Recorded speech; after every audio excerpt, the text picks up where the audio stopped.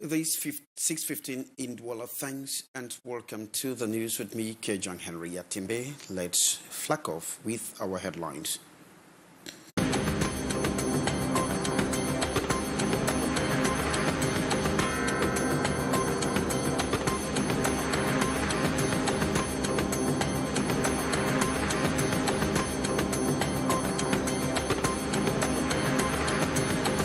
Government publishes operation at the Ministry of Justice has given new protective orientation.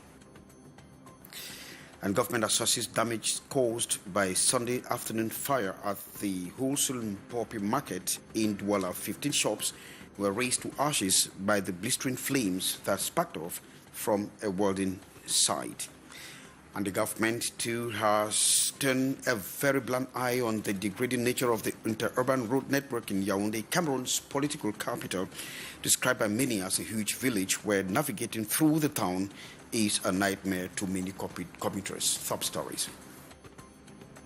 Canal International.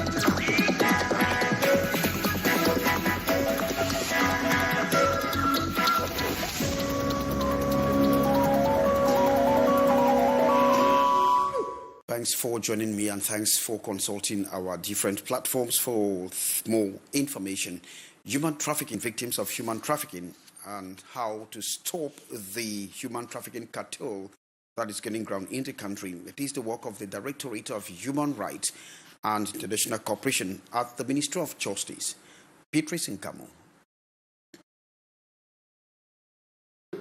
Human trafficking and smuggling is a crime punishable by the law. The scientific approach of 60 of such cases, contents of the book launched by Emin Kembo Takam in Yaoundé, a contribution of decisions that has led the jurisdiction to talk on the question because most often the actions are not considered. The main goal of the book is to bring to the limelight the huge production of the court of Cameroon. The work also needs to overcome to better protect the rights of victims of human trafficking and smuggling, and also end the phenomenon. Silence law still exists in the sector as victims remain quiet. Victims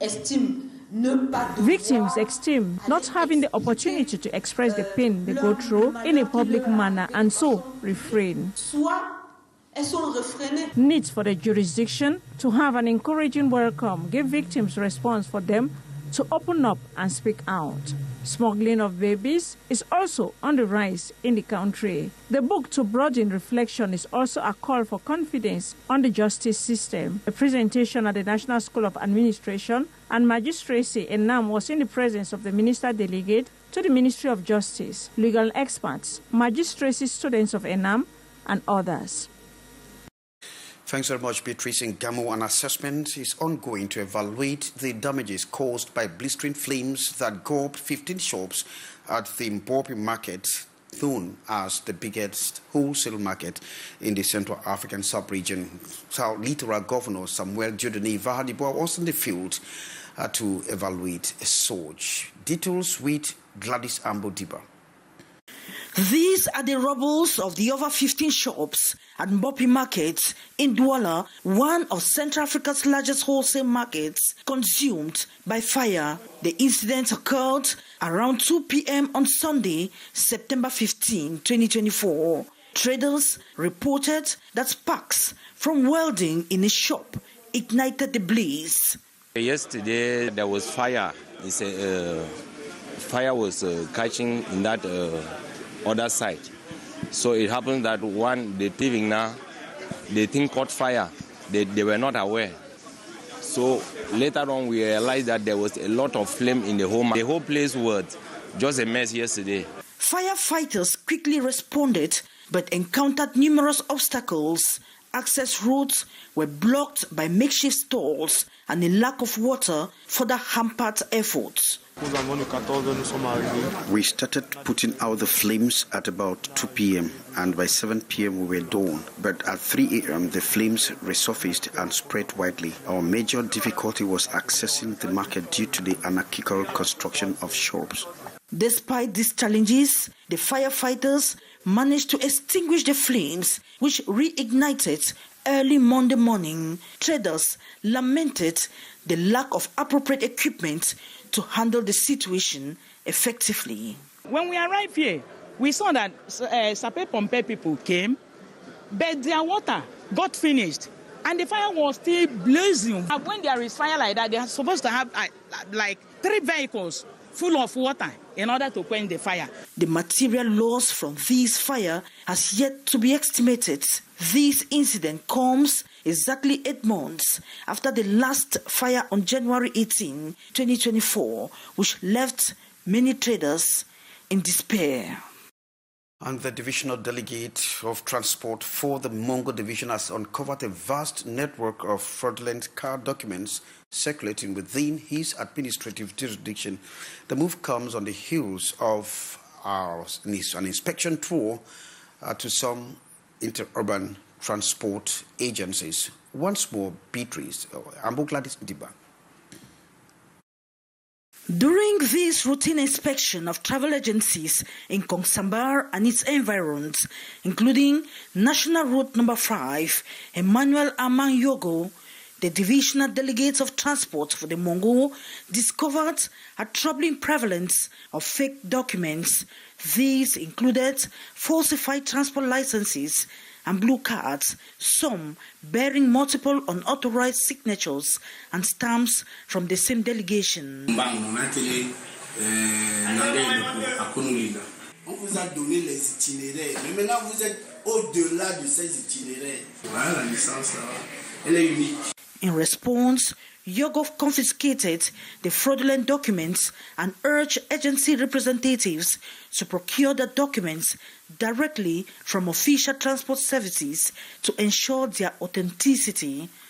Si le délégué arrive comme ça, ça nous permet vraiment de dire à voir même certains papiers qu'on ne parvient pas à avoir, le papier qu'on ne connaît pas, se connaît par moment. This for drivers such as toilets and rest areas to enhance their working conditions. Local agency leaders such as Hosseini welcomed the delegates' intervention, viewing it as a crucial step in raising awareness about the issues.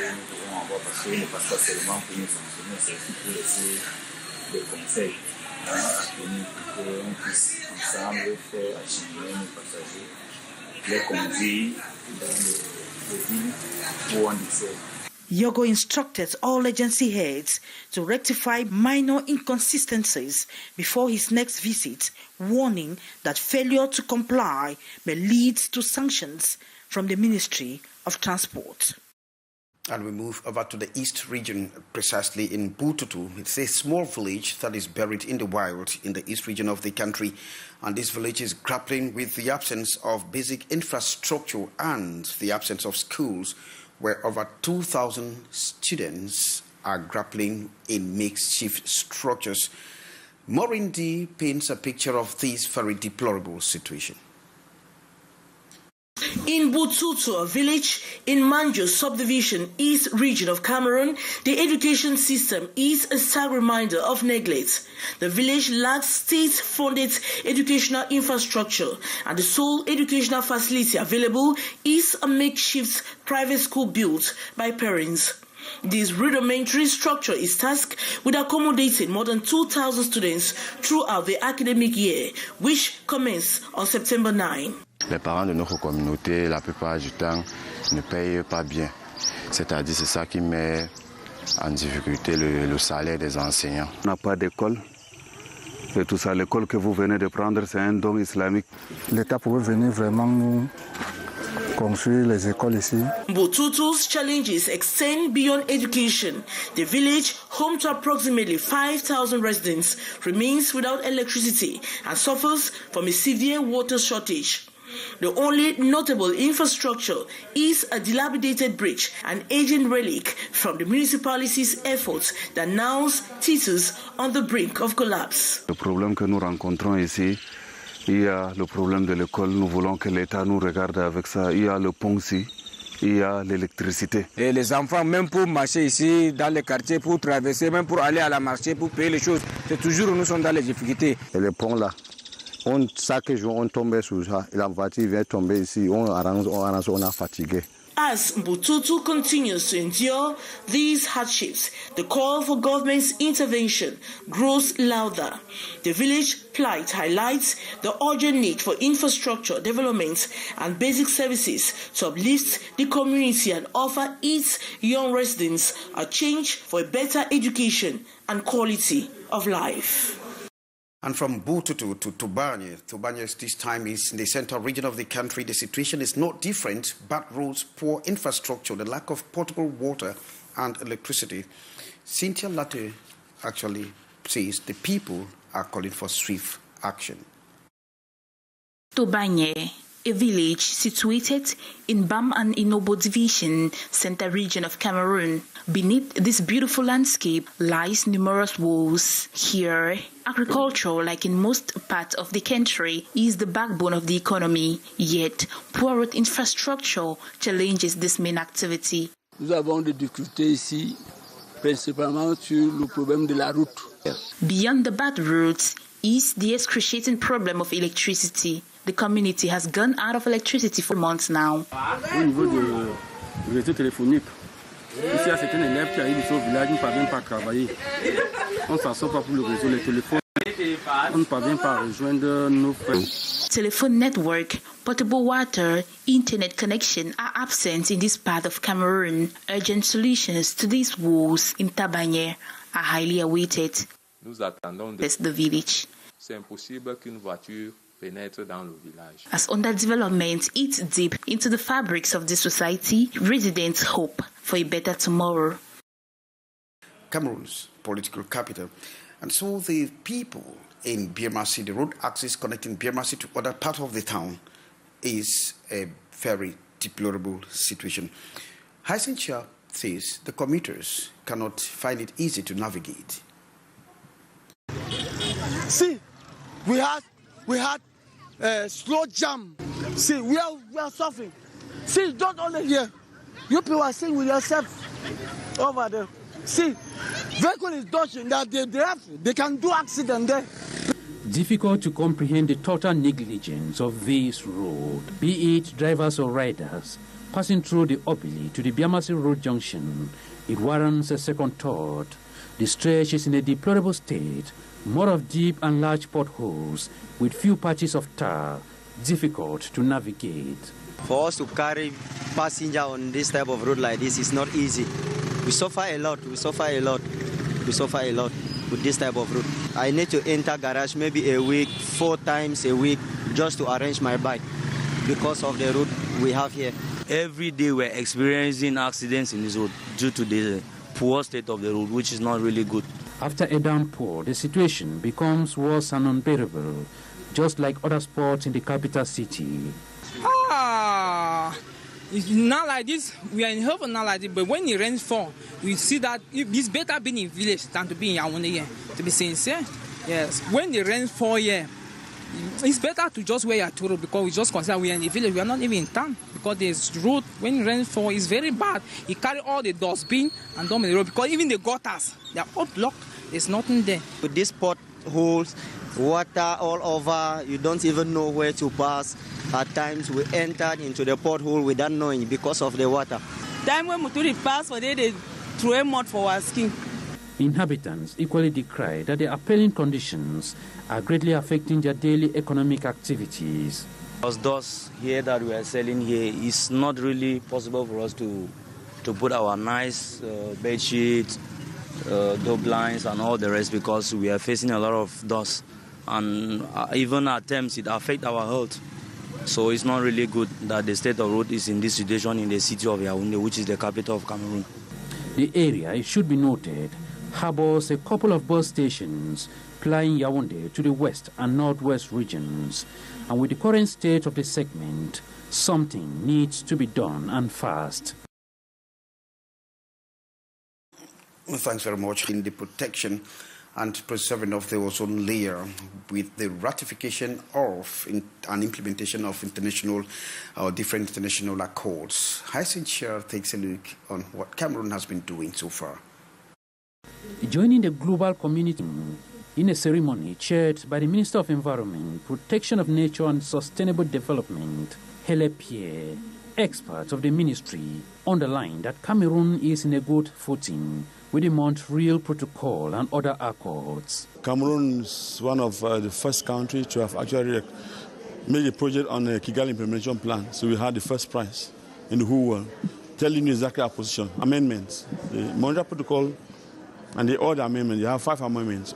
The 37th edition, with focus on evaluating the strides, the United Nations Industrial Development Organization lauds the efforts of Cameroon among other countries. Cameroon is also among the best players on trying to reduce the negative impact of the climate change. Being applied, being understood, and being adopted even by the private sector. But there are standing challenges that need urgent solutions. The public to own new upgrades, call it curricula, to meet the objective of the Montreal Protocol. These experts equally reiterate that one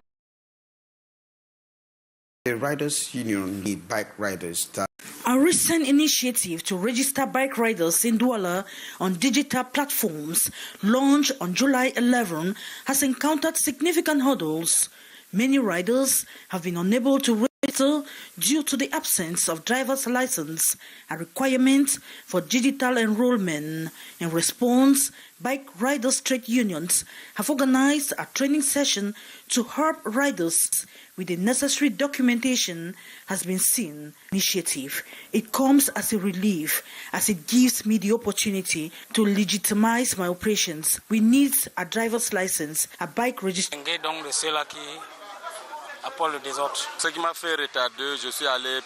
I delayed in registering because I was told to present a driver's license, which I did not have, waiting the necessary documents to register.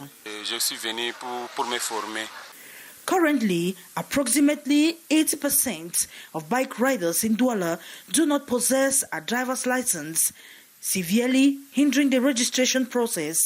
In light of these, syndicate leaders are urging city council officials to extend the registration deadline, which was September 11, to the end of November 2024. 80% of bike riders in Douala do not have a driver's license. This has delayed the registration process. We have therefore organized a training for the bike riders with the aim to have at least 40 to 50% of those currently without licenses to obtain them and complete their registration. We therefore called on the Douala City Mayor to extend the deadline for the registration process to November ending, and why not December? Bike Riders Trade Unionists believe by extending the deadline for the digital registration process, it will enable riders to obtain the required documentation for them to register massively.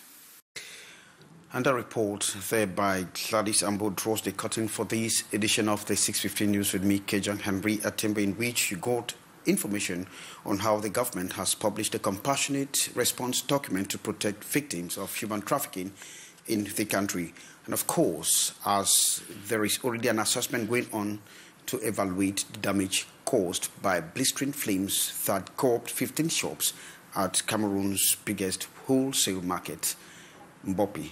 Thanks for being there with us. Goodbye.